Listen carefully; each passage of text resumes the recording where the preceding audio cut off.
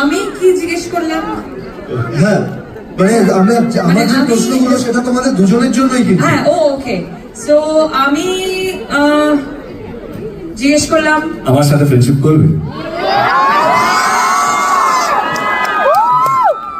হ্যাঁ, আমি এটাই জিজ্ঞেস করলাম, আমার সাথে ফ্রেন্ডশিপ করবে? Come on, you say you're saying something.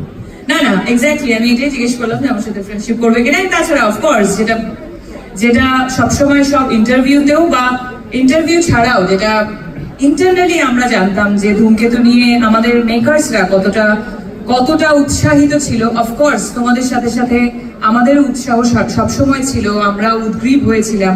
কিছু কিছু প্রবলেমস এর জন্য হয়তো এতটা বছর টাইম লেগে গেল, বাট অবশ্যই আমি প্রথমবার দেখা করে এটাই বললাম যে কেমন লাগছে, ফাইনালি ধূমকেতু আসছে, কেমন লাগছে। Actually জিজ্ঞেস করেছিল।